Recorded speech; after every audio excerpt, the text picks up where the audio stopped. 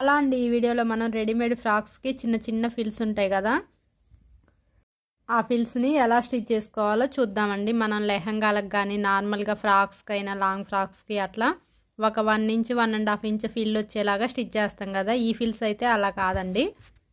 మనం ఈ ఫిల్స్ పెట్టుకునేటప్పుడు క్లాత్ చాలా ఎక్కువగా ఉన్నప్పుడు ఇలా ఫిల్స్ పెట్టుకున్నామంటే నడుం దగ్గర చాలా బౌన్సీగా బాగుంటుందండి. క్యాన్ వేసినలాగా చాలా లుక్ అయితే ఉంటుంది.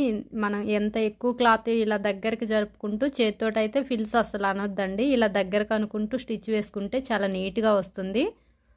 చూసారు కదా, క్లాత్ మనం ఫిల్స్ పెట్టే కొంది ఫిల్స్ పెట్టిన దగ్గర ఎంత బౌన్సీగా వచ్చిందో కూడా మనకు అర్థమవుతుంది.